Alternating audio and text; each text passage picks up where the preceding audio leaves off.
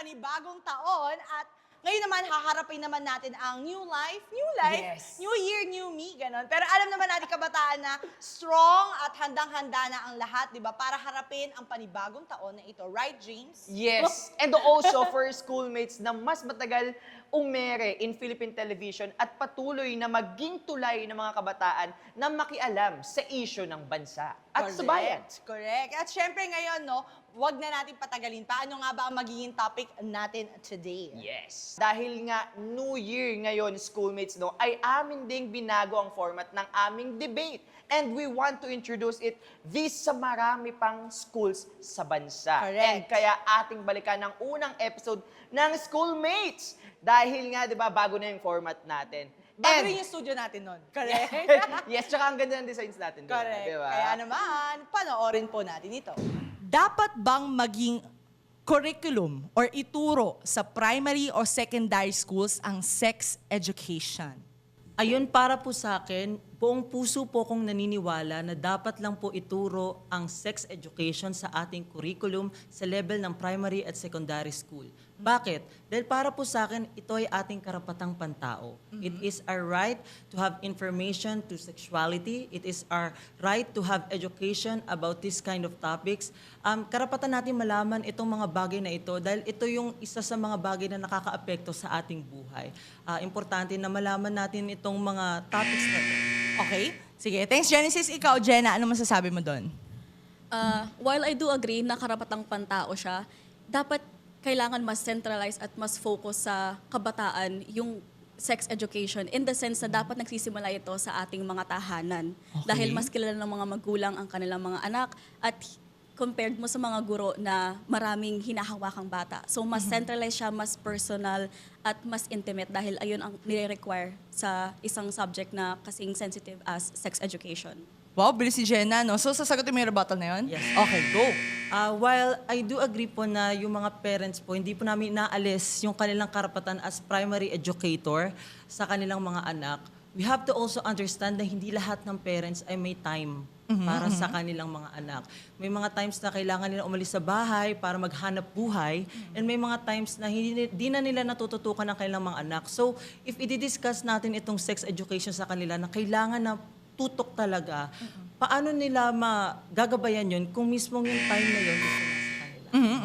Jenna? Speaking of tutok, paano rin natin ma-ensure na natutukan ng maayos yung mga guro, yung mga students sa silid paaralan? Dahil sa curriculum na yun, ilang oras lang naman ang nilalaan ng mga guro at ilang oras lang din naman sa isang linggo natin nakikita yung mga guro natin in comparison sa amounts of times na nakakasama natin yung mga magulang natin. At hindi lang naman siya kailangan limited sa primary to secondary. Ang life skill na yon or yung kaalaman na yun ay pwedeng maituro through time. And hindi naman laging all the time busy yung magulang natin. Mahalaga po siya na ituro po sa paaralan kasi ang curriculum po natin sa sex education ay standardized. Dumaan po yan sa consultation ng mga experts, dumaan po yan sa ating mga lawmakers. So lahat ng yun naka-align sa mismong values ng ating Filipino society. So mahalaga na ang mga guro ang magturo nito kasi lisensyado sila at professional sila. Hindi sila nilagay dyan sa subject na yan kasi dumaan din sila sa proseso dumaan din sila sa systematic na process. So, yun yung importante. Okay, Jenna? Well, hindi ko ina-undermine yung kakayahan ng ating mga guro, especially sa ating pampublikong mga paaralan. Mas epektibo talaga kung one-on-one talaga yung pagtuturo sa mga bata about sex education. Kasi again, yung mga guro, madami silang sections sa hinhandle, marami silang mga classes na hinahandle, hindi nila nagagabayan ng maayos yung mga bata, hindi nila na-i-ensure na nagko-concentrate yung mga bata at may natututunan yung mga bata in comparison to parents na alam nila kung paano turuan yung bata na paano mag-focus. Okay, sige. May lifeline ka na lang na isa. Tutuloy mo pa ba to? Apa. Okay, sige, go. Ayun po. Para po sa akin po, although yung tahanan po kasi natin, marami din po kasing mga kaso po ng sexual abuse sa tahanan natin. So, if doon tayo magsisimula ng sex education sa kanila, paano na matututukan yun mismo ng mga magulang kung may mga ganong kaso na lumalabas po doon sa kanilang pagtuturo po ng mga bagay na yun, lalo na yung mga maselang bagay katulad ng sex education. So, paano kaya yun maiiyaan? Okay, Jenna. Magandang tanong yan kasi hindi lang naman limited sa mga magulang ang pagiging authoritative figure. It could be from a teacher or a guardian or just a person of authority that you trust, like a guidance counselor or a social worker. And in cases like that, most of the time, meron talagang other person of authority na nasa kaso. Kasi it's a very sensitive case of sexual or domestic abuse. So social workers are there for a reason. And again, lisensyado rin sila at talagang nag-aral din sila on how to handle cases like this. Will you rebut or... I will rebut. Okay. Showdown. Okay. This is it, guys. You have 1 minute free-flowing discussion. We don't have any hand in this. Go. Ang sex education ay dapat ma-implement sa ating school dahil ito ang magbibigay tulay para sa ating mga estudyante ng kamulatan patungkol sa katotohanan at realidad ng buhay. Napaka-importante kasi ng sex education sa school kasi may equip yung ating learners. Ito yung magiging sandata nila laban sa mga kumakalat na disease like HIV diseases, sexually transmitted diseases, at marami pang mga infections. Pero paano sila magagabayan ng maayos kung again hindi nga nakapag-concentrate yung teacher kasi marami siyang hinahandle na students and hindi mo naman monitor yung students isa-isa. Kailangan nga mas intimate or mas personal yung pagtuturo ng as sensitive as sex education. Pero diba? kasi teacher sila eh. Yeah. Trabaho nila yon. Professional Trabaho dapat nila. sila. Pero It's hindi their natin work na-ensure na nagagawa nila. mag-multitask sa mga trabaho na yon. Kasi yun talaga yung pinaka-work nila. Kailangan alam nila sa sarili nila na itong papasukin lang trabaho nila, especially sex education pa yung pag-uusapan, kailangan alam nila i-juggle yung mga ganun. Alright. mga Okay, bagay. that's 1 minute. Okay. Sige. Gusto natin naman bigyan ng chance yung ating mga ka-teammates nila. So, palit muna tayo. Ibang round naman. Para sa ating pangalawang katanungan, so again, hindi naman natin nililimitahan, pwede niyong balikan kung ano yung sinabi ng mga teammates niyo kanina. But, to build on the question, ito yung pangalawa. So, handa na ba talaga yung Pilipinas dahil nabanggit niyo yung mga resources, oras, ayan. Handa nga ba, based on resources at training, yung mga teachers natin, na ma-implement ng maayos itong sex ed? Start. As para sa akin, handa na kasi na-implement na siya noong 2018. Nawalan lang ng focus kasi nagkaroon ng pandemya kung saan mas nag-focus yung mga tao doon. At about resource, ang DepEd ay naglabas na ng guidelines and modules na mapag-uusapan dito kung ano yung dapat malaman ng mga teachers. Kaya kanina, kung tinatanong ni Ma'am Jenna kung credible ba yung mga teachers, yes, kasi nagkakaroon ng maayos na pagsasalin para maging credible yung mga teachers natin na ituturo para sa mga nasa primary at secondary levels. Okay, you've exhausted your time? Okay, Lordine? May full-blown proof pa na nagpapakita na magana talaga yung sex ed in regards to that. Kasi sa Pilipinas talaga, systematically inferior tayo compared sa mga Western countries. So, lacking talaga tayo sa resources. Kasi more focus tayo sa mga ibang bagay. Infrastructure, sa mga sahod ng mga tao, and so on. Valid point. Would you Yeah. like to rebut that? Para sa akin, yes, maaaring iba yung sistema doon sa Western at pwede din dito sa Philippines. Pero there are many ways. Pwede tayo magkaroon ngayon. Yung katulad sinasabi ko, magkakaroon tayo ng maayos na sistema o structure. Patuloy nating tutulungan ng ating mga guro upang maging fully prepared na sila para maturo nga natin yon sa mga nasa primary at secondary levels. So, walang kanalaman sa difference ng way doon sa Western or dito sa atin sa Philippines. Pero nasa atin yon kung paano natin siya execute. Paano natin ma-ensure yan kung yung adolescents, teen pregnancies ay nagra-rise pa rin? Yes. Kaya yung problema doon, we should be able to Able to? Yun, Would you like to exhaust that? Okay. Sinabi niya, nagra-rise on teenage pregnancy. That is the reason kung bakit kailangan natin ng sex education. Kasi maraming teenagers ang hindi pa ganun ka-educated. Okay. Kaya yes, yun yung nasabi niya, may nagra-rise on teenage pregnancy. Sama na rin natin yung mga very alarming na topics about HIV. Kaya ano yung paraan para gawin yun? Implement May natin yung proposal sex ka ba education. about it? Like for example, like if you're talking about it's not a foolproof way, how can you make it foolproof? Kasi since, going back to my point, systematically inferior tayo. So, yung problema kasi ng curriculum ng Pilipinas is, I feel like false. I think mali yung curriculum natin. So, we should rebuild our curriculum by itself, not on a sense where we use the model of Western countries, but our own, that in a Philippine context. So, dapat tutok talaga sa mga kabataan natin. Kaya nga natin yung binubuo eh. Kaya tayo mag-start from grade 1. So ganun yung gagawin natin to rebuild. Mag-start tayo from grade 1, tuturo natin yung mga simple, which is yung kaya ng level of understanding nila. Then next, grade 4, pag-uusapan yung puberty. Then next, panibago na naman kapag nasa high school na. After puberty, about relationship na, medyo going deeper na tayo. So kaya yun, dahan-dahang build up lang para maging successful tayo. Okay. Para ma-implement yung sex education. Going back talaga sa argument ni Jenna, is dapat talaga sa tahanan talaga yung matutunan, yung sex ed. Dapat talaga doon mo una. So, if we're saying from grade 4 to grade 6 until so on, paakyat, na gradually na matutunan nila yung sex ed, puberty, and so on, does that, in a way, parang ipropromote ba natin ang Yes, sex? para sa akin kailangan, hindi natin siya pinopromote, tinuturuan natin sila. Yun nga, yung maliliit na bagay, may maayos na tayo ng foundation na build up. So, magulang, yes, may part pa rin sila, pero kapag mga teachers kasi, alam nila kung ano yung tama. Hindi ko naman sinasabing hindi alam ng magulang. We have a little bit more to elaborate on that. So, switch. Next muna tayo ng mga debaters. You have a lot of time to think about what you'd like to say, but I do think they've raised some valid points kanina. No? So, simulan naman natin, Josh and Zach. Do you have more to elaborate about what David and Lordaine said?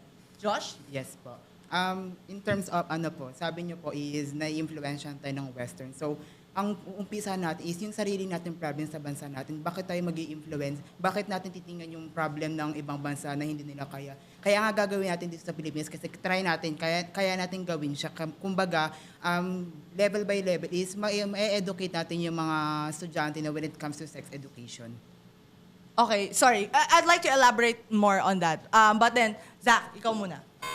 This is to more on question yung fundamentals ng sex education, right? Not to go out of the scope of the topic, but with every subject in the curriculum that we have from the primary to the secondary level, I think there's too many flaws that even students nowadays don't remember or don't get to apply these lessons that we learned. So what more about sex education? Na katungo na nga sinabi namin, hindi kayang tutukan ng mga teachers isa-isa ang mga estudyante, especially in a public school, right? Alright. Okay, Josh? Lahat naman ng project may flaws, pero doon pa rin tayo nakatingin sa positive aspect ng project na gagawin natin. Kaya nga sila naging teacher, kailangan nila mag-multitask sa mga gagawin nila. Like for example, pwede siya ituro sa MAPE. Like for example, yung health, pwede mo ipasok yung sex education doon. Like for example, naman sa science, pwede mo ipasok yung parts of the body doon. Kumbaga, hindi rin mag-exhaust ang teacher doon kasi nga, alam nila yung ginagawa nila kasi isa silang multitasker na teacher. Kumbaga, kaya nga sila nakagraduate kasi alam nila yan. Oh, damn. Okay, Zach. You are basing off on the technical and the status of what a teacher is. Yes, we understand itong profession nila. But in the reality, let's stick to reality. If you put a student in a classroom, in a public school, and then ask them kung ano ba talaga yung natutunan nila, na-apply ba talaga nila to. If we go to the topic of sex education, something as sensitive and as vulnerable, do you really think na mapopromote ng health? Sorry. Okay, that's a valid question. Do you have an answer to that? I think mapopromote siya in ways of na hindi mo dapat siya bigla-bigla ituturo sa bata. Kumbaga, kung level, kumbaga, what I learned in the understanding of self, kumbaga, level grade 2 or grade 2 and grade 1, kumbaga, mga simple basic lang na dapat malaman nila when it comes sa sex education. Then, pagdating nila ng grade 4 to high school is dapat doon kahit papaano is namomold na yung utak nila pagdating sa sex education. Kumbaga, yeah, we know that medyo hindi pa masyadong alam ng mga estudyante. Hold on. Okay, sige. Zach, you have one life left. Do you wanna rebut this? Yes. Okay. Okay. So, with the kanina pa, 'di ba? Pinag-uusapan natin yung foundation ng sex education. Now let's go to the foundation of students themselves. Let's put wisdom, literature, understanding of humanities, right? Sa mga batang as early as grade 1.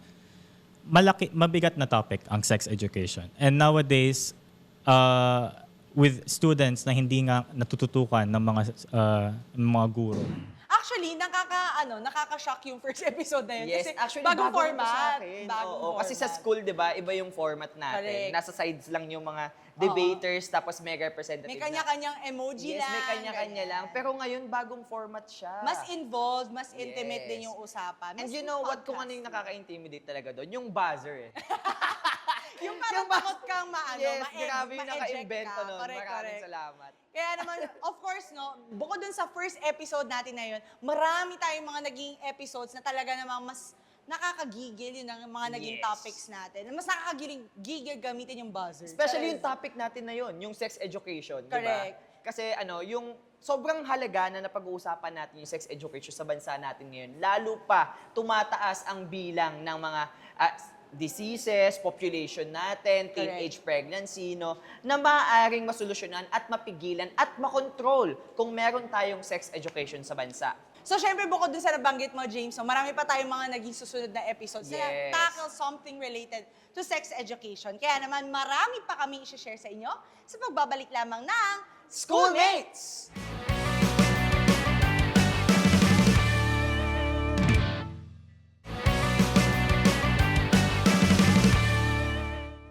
Nagbabalik ang Schoolmates kung kanina nga ay ating napanood ang pilot episode ng Schoolmates na meron ng new format or new Yes. kind of debate, new feels, di ba? Na ginawa sa ating BP Studio, bagong-bago din yung Totoo. studio natin noon.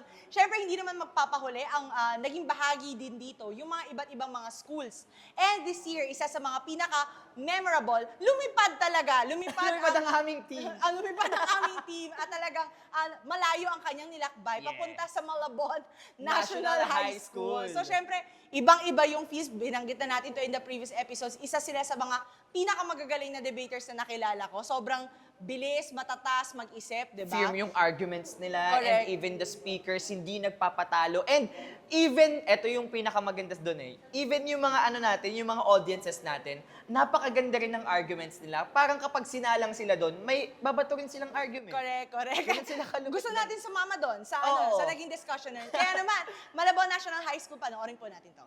Dapat ba talagang payagan ang minors na makakuha ng contraceptives nang walang pahintulot ng magulang? Our team believes na dapat po talaga is bigyan natin ng freedom ang mga bata na magkaroon ng access sa contraceptives without their parental consent.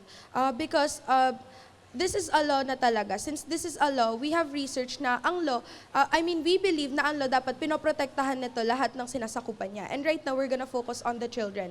And based on our research, nakita namin na hindi lahat ng bata natutulungan or napoprotektahan nito. Meaning na instead na tumulong siya mag-decrease ng cases na napuput in risk. Alright. Sige, balikan natin yung point mo later, no? So, Jaira, ano masasabi mo dito? Our side agrees that there should be parent consent. For us, we believe that parents should have knowledge or should have their own decisions and rights to their own children naman po. And since very conservative nga po yung country natin, parang very well known naman po na kailangan pa rin natin ng parent consent in order to access such things, especially birth control, since they're not just simple pills and they're also drugs and could be harmful to the children and could have side effects that they may not know. Perfect. Tamang timing. Pero, guys, I wanna hear more on this angle, no? Ano nga ba yung legal age of consent sa PH Healthcare? So, I want you to pause on that.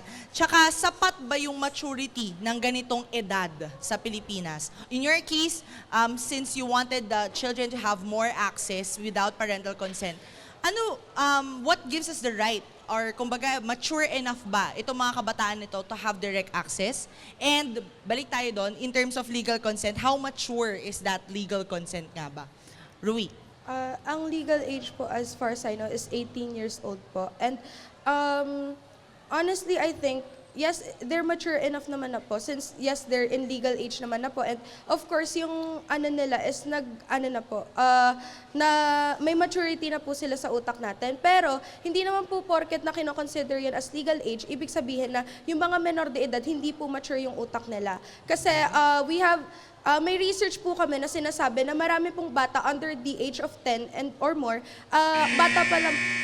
Okay, Jaira? As far as I know din po, 18 years old yung legal age. And I think naman po, mature enough na po talaga sila. Pero kasi yung parent consent naman, hindi naman sinasabi na until after mag-18 ka, meron pa ring parent consent. Sinasabi lang naman na hanggat minor ka and hanggat nasa under ka pa rin ng parents mo, kailangan mo pa rin ng parent consent kasi sila pa rin naman yung responsible sa'yo and hindi mo pa naman kayang alagaan yung sarili mo that time. Hindi ko naman sinasabi na hindi na mature yung mga minors, pero at the same time, I want to hear more of that. Ano yung sinasabi mo kanina about they're mature enough? Our research says po na marami pong mga minors, even under the age of 10, na bata pa lang po sila, nagmamature na po yung utak nila in making decisions. Kasi po, tulad ng sabi niya kanina, kailangan po protection ng magulang, may decision po sila. Pero meron din po kasing right to autonomy and privacy na sinasabi po na ang mga bata, may decision din po sila para sa sarili nila, para sa medical needs nila, para sa katawan nila. And like you said, conservative ang Pilipinas, so hindi po lahat ng bata madaling makakalapit sa magulang nila about this. Hindi po lahat kayang lumapit sa magulang for guidance. Okay, sige. Punta muna ako sa second question, no? Para lang we have a broader perspective. Makakababa ba talaga ng teenage pregnancy ang pagbibigay ng contraceptives sa minors? Do we have proof of that? Yes. Do we have a research of that? Or possible bang mas maging gateway na maging mas sexually active ang mga minors kung may mas madaling access? Rui. Actually, based on our research po, ang law po kasi natin, ang RH 10354, na patupad po siya noong 2012. And noong 2012 po, tumaas po ng 100% ang cases ng teenage pregnancy sa Pilipinas. Ngayon po, nung pandemic, bumaba po siya. Pero, ang nangyari po, nung 2024, may research from SaveTheChildren.net ni Amy nung 2024, sinabi po na tumaas ng 38% ang teenage pregnancies. While nung 2025, ngayong taon, tumaas naman ng 58%. Pero ako, since we're given early access naman po, feeling ko naman po, hindi naman sila magiging sexually active since kaya nga magkakaroon ng parent consent in the first place para ma-monitor or magkaroon ng guide yung mga minors in terms of their access sa birth control. Syempre kasi if palagi na lang binibigay sa kanila yung access, who knows kung paano nila gagamitin yun or kung hanggang saan lang nila alam yung limit nila. actually, human nature na natin, bigyan man natin ng access or hindi, meron talaga tayong parte sa katawan natin na, it's in biology na gugustuhin talaga natin na makipag-sexual intercourse. Hindi natin may iwasan yan. Pero tuloy ko lang po yung sinasabi ko kanina, according to World Health Organization noong 2024, sa Germany, nung pinatupad nila noong 2019 na pwedeng mag-access sa birth control ang mga bata kahit walang parental consent, bumaba from 7% to 5% ang rates nila ng teenage pregnancy. Alright, Jaira. Yes, pero sa Germany kasi, mas laganap na yung sexual education. Eh, hindi naman sa atin masyadong pinaprioritize yun ngayon. And if yun yung i-compare mo, mas lower yung fact na may sexual education yung mga minors sa atin. Kahit sabihin natin na aware sila or mature sila, eh wala nga silang alam, di ba? Kaya mas naku-curious sila. Kahit sabihin natin na nabibigyan na sila ng access and sarili nilang decision, eh kung wala naman silang kasiguraduhan sa kung ano yung gagawin nila, eh di ganun pa rin. Parang magiging mali pa rin yung decision. Mag-lead pa rin siya sa mga kahit anong teenage pregnancy. Sige, pasok tayo sa free flow discussion. For now, jump off tayo dun sa sinabi mo kanina. Sabi natin na yung parental consent ang iyong central argument. Bakit? Bakit kailangan ng parental consent? On your case, sinasabi mo matured enough ang mga minors. What proof do we have of that? Ang proof po namin is yung matured mind doctrine po. It's about, yun nga po yung sinabi ko kanina na kids under the age of 10, minsan mas matured pa sila kaysa sa mga actual legal ages na natin. Gusto ko lang dagdagan yung sinabi ko kanina na yun nga, sinabi mo na hindi naman katulad yung sex education dito sa Pinas. That is why, if ililegalize natin to, kailangan accompanied siya by strengthening our sex education dito sa Pilipinas. Yeah, pero bakit kailangan walang parental consent? Ba't hindi ba rights ng parents na magdesisyon para sa anak nila? Since if sexual education nga, kailangan pa ng parental consent, ba't yung access to birth control hindi? Hindi naman kasi lahat ng bata, merong parental figure na nandyan para i-guide sila sa ganyan. Yeah, pero kaya nga meron tayong DSWD na nagtitake care sa mga orphans. Ang DSWD, isang malaking organization yan, hindi nan kakayanin na mag-focus sa isang individual na bata. Bakit teachers nga kaya ba't sila hindi? How can you say na teachers kaya nila mag-focus sa lahat ng bata? Kahit naman sabihin natin na hindi lahat ng bata na focusan nila, majority pa rin kaya nilang alagaan. And hindi naman natin inaano na kailangan lahat-lahat. Why? Would you risk more for just a few? Pero would you say na mas kasi ikumpara mo dun sa sitwasyon sa nagpatupad na talaga na napakita na talaga na tutulong yan, are you gonna believe sa fact na yon, or mas paniniwalaan mo yung theory mo na paano kung di gumana at mas kailangan pa rin ng parental consent? Kasi if ganyan, parang pinaniniwalaan na lang din natin yung pagiging conservative ng Pilipinas. Since conservative nga tayo, pinaniniwalaan natin na kailangan yung mga bata under pa rin ng parents nila. Pero kasi, hindi naman all the time, kaya nilang lumapit sa parents. And since nga conservative, di ba, pwedeng magkaroon ng takot yung bata na lumapit sa parents nila about dito. Yeah, pero hindi naman talaga necessarily na parents kailangan nyo sa parent consent. Di ba nakalagay nga doon, kahit sinong legal guardian, pwede maging parental consent. Pero nga pa, Okay, thank you so much, Jaira and Rui. Maganda yung starting point ng mga leaders natin, no? So, gusto ko palit muna tayo. Kanina, binanggit nila on privacy and autonomy. So, paano ba nababalanse ang karapatan ng mga kabataang kagaya natin sa privacy at responsibilidad ng magulang na proteksyonan sila? Z. According po sa research po namin, consent is different from guidance po. Okay. Consent, ang mismong magulang po ang nagde-decision for their children. Eh may privacy to autonomy nga po tayo na ang bata may rights din po sila for their own body. While guidance naman po, guidance is the way of giving them advice. Pero ang children po ang magde-decision from themselves. And since as a children nga po, syempre dapat may guidance na ang magulang since from birth po. So kung magkakaroon sila ng guidance to their children, syempre meron na pong responsibility yung bata. Kaya nga may parent consents para mag-guidance sila sa kanilang ginagawa kasi responsibilidad ng magulang na alagaan yung anak nila. Lalo na medical condition yung ang nangyayari sa bata. At contraceptives ito, may side effects ito. Hindi ito candy na nakikita lang natin sa sari-sari store na pwede natin bilhin agad. Dahil ang hormonal drugs ay pwedeng magkaroon ng medical risk sa kabataan, lalo na ang minors are physically less stable rather than adults. Just because you're giving access doesn't mean na bibigay mo na lang ito basta-basta. Ibig sabihin ng access is nagbibigay ka lang ng pahintulot na even without their parents or with their parents, they can access those kind of things. And lahat ng mga bagay na yun, kaya nga siya drugs or mga pills, is meron yung consultation before giving them. Di naman namin pinagbabawalan yung mga kabataan na maka-access sa birth control. Ang gusto namin is magkaroon ng access yung kabataan na may parent consent. Kasi kung di mo bibigyan ng parent consent yung bata, pwedeng i-abuse nila yung access ng birth control kasi walang nagga-guide sa kanila at walang nagdidisiplina sa kanila. But according to research, ngayon nga may parental consent na tayo, bakit nag-i-increase pa rin ang teenage pregnancy natin ngayon? Anong ginagawa nila? Dahil sa misuse of conception kasi wala silang guidance. Anong ginagawa nila sa parental consent na yon? Bakit natin nasasabi na, sige sabihin natin na may parental consent sila, bakit nga nag-i-increase yung teenage pregnancy? Bakit with the current law, nandiyan pa rin yung pag-increase ng teenage pregnancy kung nandiyan naman yung guidance ng parents nila? Wala nga silang parent consent eh. Ibig sabihin, wala silang guidance. Parent consent kayo sa law! Wala nga silang guidance. O sige, sabihin natin may parent consent kayo, tas wala silang guidance. Ibig sabihin nga, gumagawa sila ng paraan para maka-access to those kind of things. Kaya nag-i-increase ang teenage pregnancy.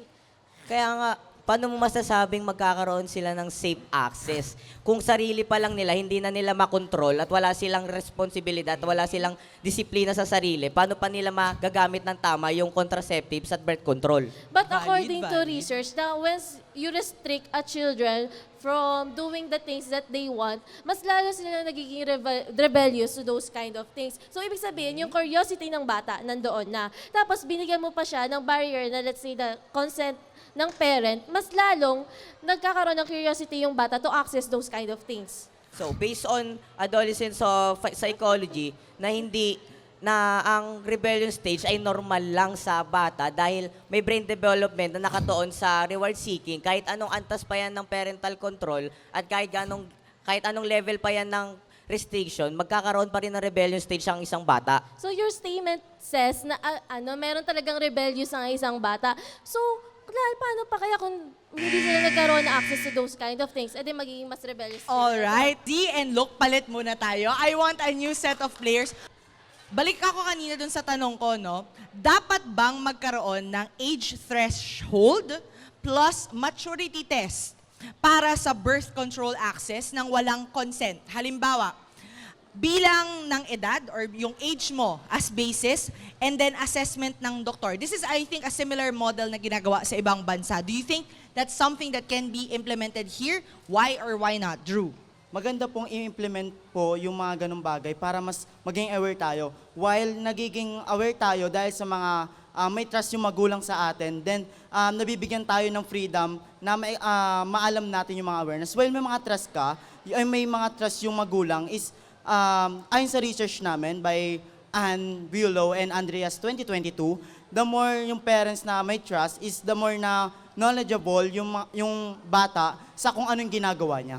Ayon sa sinasabi sa batas na Republic Act 10354, pinapaliwanag dito na ang mga magulang ay, ang mga bata o mga minors ay nangangailangan ng parental consent pagdating sa pag-access sa mga ganyang bagay, mga birth controls. Kasi bakit? Kasi yung guidance hindi ito yung basta-basta nakukuha ng mga bata na sinuunang ngayon. Kasi sa ating bansa, simula ng panahon tayo nung nasakop tayo hanggang ngayon, yung relasyon ng magulang tsaka ng bata is talagang intact. Hindi tayo katulad ng ibang bansa na pagdating ng...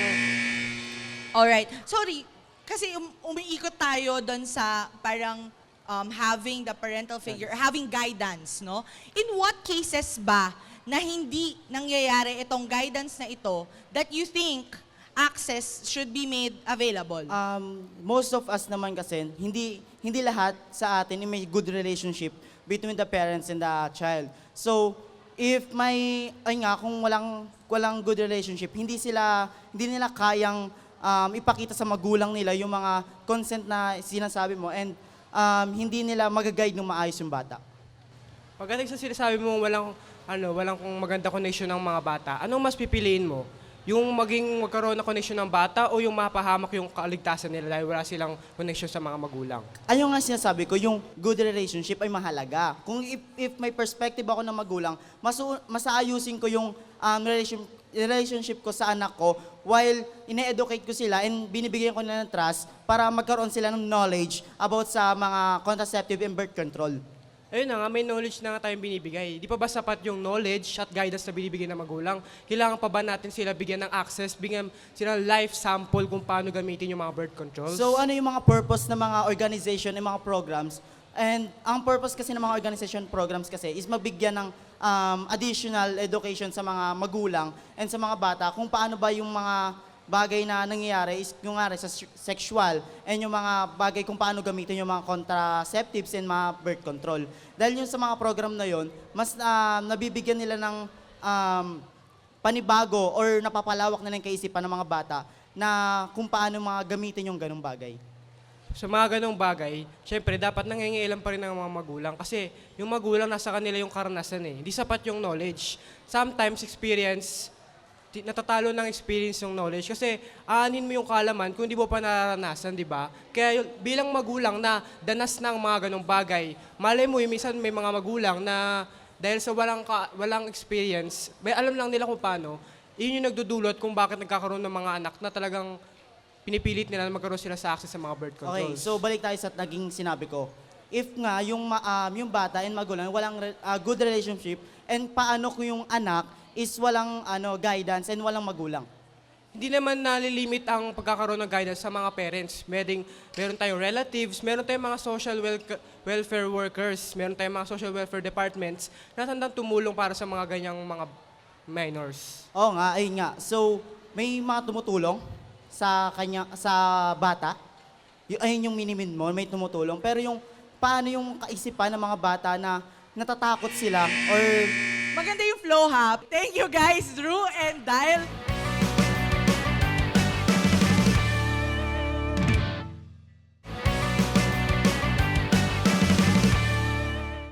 Atin namang balikan ang mga most trending episodes from Holy Angel University na mas nagbukas din ng mas makilala pa ang schoolmates. Balikan po natin to. Dapat nga bang tanggalin ang mandatory senior high school? Simulan natin kay Kisha. Dapat tanggalin ang mandatory senior high school kasi dapat palitan siya ng optional. Merong mga objectives or goals na nilahad yung DepEd para ma-sustain yung K-12 curriculum. Pero studies from DepEd says na hindi nila na-meet yung objectives na yon or merong results pero hindi siya sufficient para ma-prove na dapat mandatory yung senior high school. Okay, ano masasabi mo dyan, Gian? No, because according to Sunstar Philippines this year, it is first of all fostering inequality kasi it will cause a two-tiered educational system. Education will be seen as a privilege. And second, it is ineffective or inefficient kasi academic institutions will race to the bottom and there is no clear academic structure or curriculum. It is also causing societal failure as we are teaching children na hindi dapat i-priority ang education and dapat hindi nila deserve the best start in life and we are sacrificing their future for present convenience. Optional is not an option. Kisha? Though yes, merong benefits yung senior high school, pero hindi naman lahat yon nasosolusyonan talaga ng senior high school. Katulad nga ng objectives, yung objective ng senior high school is mag-give ng quality education and employability. Yun yung rason bakit siya in-implement. Pero nagsasabi yung studies na hindi nila na-reach yung goal na yon. Kunyari, yung sa employability. Like, ginawa nila yon para yung mga senior high school, pwede na sila mag-work after senior high. Pero 20%, according to PIDS, 20% of the senior high school lang yung mga pwede... Time is up. Gian? Okay, kailangan hindi dapat tayo magstay lang sa employability factor ng SHS itself. It is also transitional to higher education kasi nga kailangan quality education according to Section 14, Article 14, Section 2 ng 1987 Constitution. And maraming factors, sure, pero marami rin ang nakakatulong sa government natin para ma-implement ng maayos yung senior high school curriculum. Kisha? Pero sa quality education-wise, as I said, na hindi naman senior high school lang talaga yung parang mag-giveaway for college sa mga students. Para as preparation din, meron ding bridging programs na pwedeng applyan ng mga students as alternative for senior high school. Kasi yung senior high school, mas magastos siya, additional 2 years pa, which is a time burden, tapos financial burden nga. And di naman lahat ng Filipino families pwedeng or afford or may privilege na makapag-senior high school. Mas magastos daw, Gian. No, because meron tayong assistance internationally from ADB, Asian Development Bank, na inaayos na ngayon to strengthen the curriculum. And they're actually helping with the infrastructure itself by simplifying the curriculum para mas konti yung subjects and para mas marami yung immersion sa work. Yun nga, according to your dilemma. O Kisha, may financial assistance naman pala. Pero hindi lang naman po kasi tuition-wise yung gastos ng mga students. Kasama din po dun yung transportation fees, yung miscellaneous fees, yung uniforms, yung books. Ang dami pong gastos ng isang senior high school student. So kapag na-accumulate po yung funds na yon, hindi lang naman siya applied for yun dun sa sinabi mong funding. Parang hindi naman siya nasusupport solely of that. So meron pa rin gastusan yung mga families at financial burden pa rin siya sa mga Filipino families. Financial burden, Gian. Let's talk about implementation. Okay? Gagawin nyo ang optional yung senior high school. Pero yung mga hidden fees na to, hindi ba problema siya ng ibang sectors? Hindi kung paano natin is gagawing optional or gagawin nating mandatory yung senior high school. That is an irrelevant problem na problema ng ibang parts or sectors ng government natin like Department of Transportation, Department of Trade and Industry, babaan nila yung presyo ng gasol. Yeah. Kisha, hindi raw solely problema to ng isang sector, dapat to problema ng iba't ibang sector. Ano masasabi mo dyan? Pero right now we're talking kasi about education-wise. So parang it affects them then. Tapos yung another option is that dapat hindi mag-focus solely din sa senior high school yung DepEd or more on yung resources dapat i-reallocate siya sa K-10 curriculum, which will help parang dun sa quality education na sinasabi. Kasi nga, meron sinasabi sa PIDS na parang yung Philippines, or sa PISA pala, na 76 out of 81, nag-rank 76 out of 81 yung Philippines. Actually, since yung sinabi ninyo about sa pagiging optional niya, the implementation, di ba? Hindi niyo siya masyadong, wala kayong clear na structure na naihanda about that. Ang sinasabi niyo is, dapat, kasi propositional kayo, so you have to explain kung ano yung optional na strategy na pinaplano ng ano. I've mentioned optional strategy for that is yung bridging program. Okay, so you can reallocate funds, right? Yes. Bakit hindi natin i-allocate nga sa senior high school kung talagang nangangailangan siya? Go ahead, Keisha. Pero bakit sa senior high school dapat? Sa PISA nga sinabi na yung quality education mababa or 76, nag-rank 76 out of 81 yung Philippines sa math, sa reading comprehension, and sa science. Yung subjects na yon hindi ba sa basic education siya? Hindi naman siya sa senior And high the school. free flow has ended. Okay, so free flow na yon. Okay, so far ang sinabi ni Keisha, kahit daw merong nadagdag na years, hindi pa rin daw natin na-reach yung quality ng education base sa mga datos. Pero balikan natin yan mamaya. Next na tayo. Okay? Next debaters tayo. O, cheer for your debaters! Salamat kina Gian and kay Keisha. Ngayon naman, sasabak sa ating bardagulan, sina Alvin and Arian. So, ito ang question ninyo. Kung tatanggalin ang senior high, hindi ba't mas lalaki ang agwat ng Pilipinas sa global standard ng 12 years basic education? Simulan natin sa'yo, Arya naman. Yes, if we were to remove K-12, we would fall behind. Instead na nakakasabayan natin yung mga successful countries like Poland, Japan, we would fall behind to the latter part. Hindi ba yun yung point ng pag-i-implement ng K-12 para makasabay tayo sa global standard? Hindi yung maiiwanan tayo as already a struggling and developing country? Okay, so let me clarify. We are advocating for optional senior high school, meaning that they have the choice to go to senior high school. So if we want to have an example within the framework, let's go to that rank 1 globally, which is Singapore. They have the compulsory K-10, but they have an optional senior high school that they call the junior college. So sa kanila pa lang pinapakita na without the compulsory K-12, mataas pa rin ang learning proficiency nila.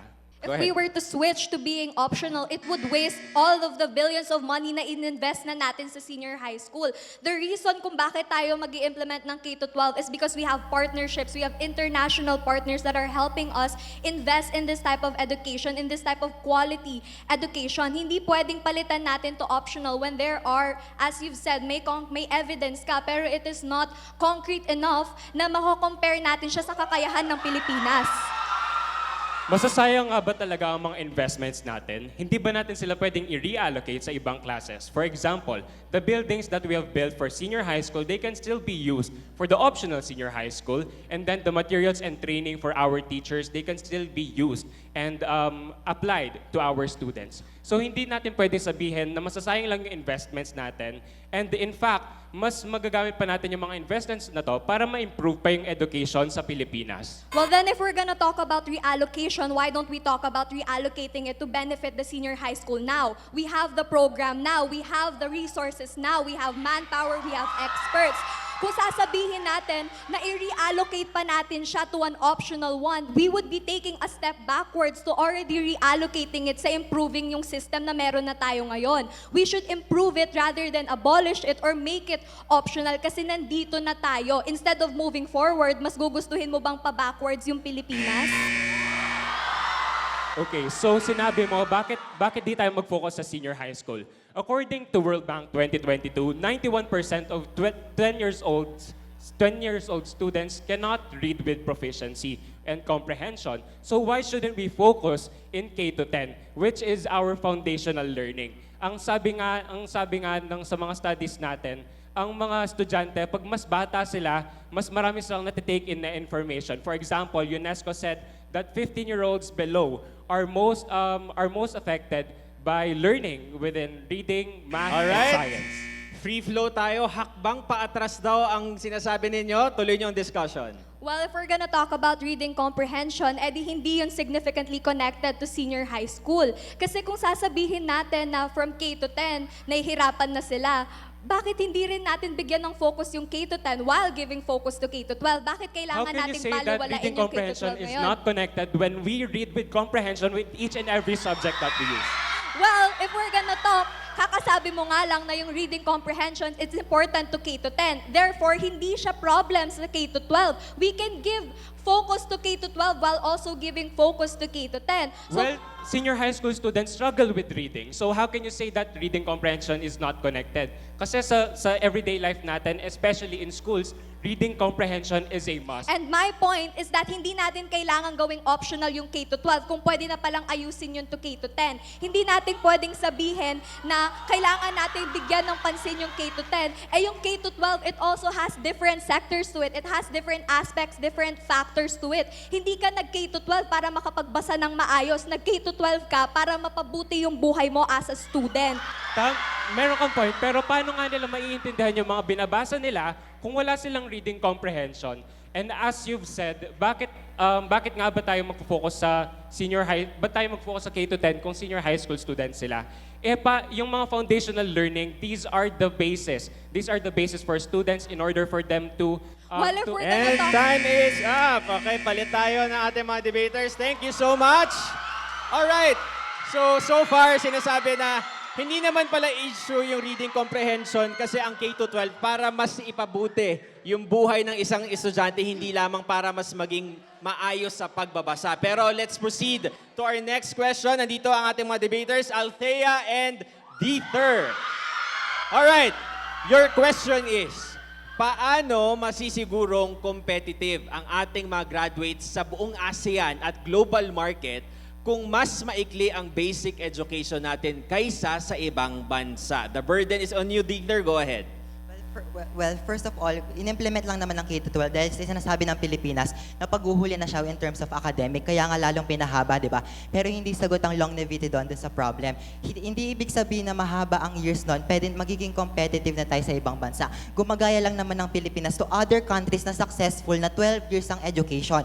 Pero kung sa atin, magiging optional siya, magiging competitive pa rin naman tayo to other countries. Kaya nga naging optional. Yung mga students na or graduates na gusto mag-ibang bansa, pwede nilang... Pero how can you be sure na pag mas maikli na yung years natin ng pag-aaral, mas magiging competitive tayo dun sa nasabing group? Hindi ba pag tinanggal yung K-12, mas magkakaroon ng chances na mas less yung learning ng mga bata? Pero kung nag-focus tayo, K-10, ang K-10, ang tawag ang flow natin, doon tayo nagsisimulang matuto sa K-10. Paano ka aangat ng senior high, if ever man na maging mandatory talagang senior high, paano ka aangat ng senior high kung sa K-10 pa lang bumabagsak ka na or hindi ka na natututo ng maayos? Pero I'm sorry that is relevant kasi ang pinag-uusapan natin, ginagawa nating optional yung mandatory na. Hindi natin sinasabi na tatanggalin natin yung K-10.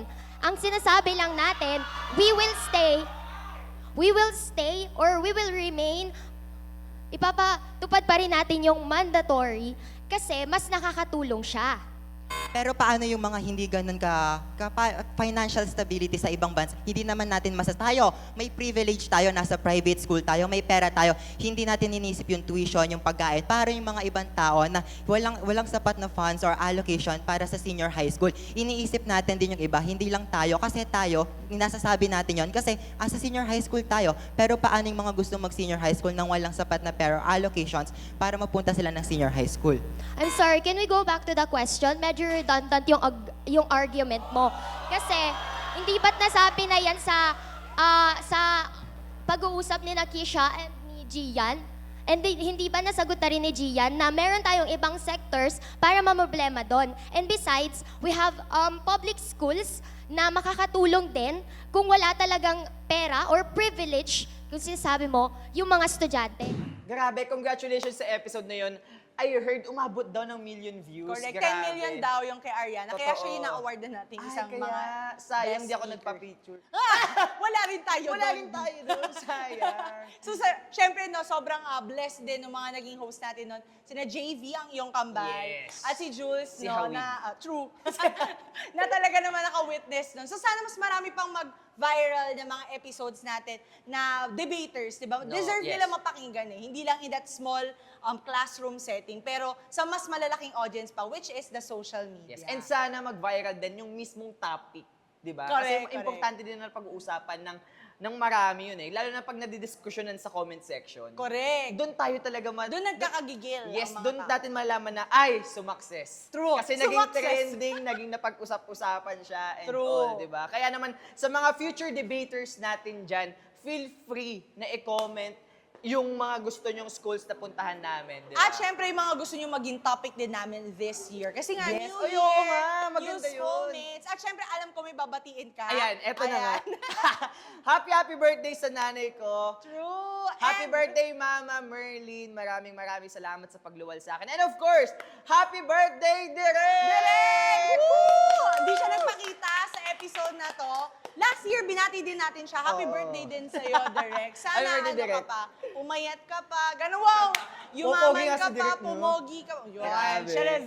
Well wishes sa ating New Year special, no? At sana, best wishes din sa New Year with schoolmates. Sana mas Sana nga. marami pa tayo maging better at more viral episodes this year. Yes. Kaya naman, with that, sabaut usapin, sabaut issue, may boses tayong mga kabataan. Sumali, makinig at makiisa dahil ang bawat opinion natin ay mahalaga. Sabay-sabay nating isigaw sa buong mundo, schoolmates! May pakialam ka! Happy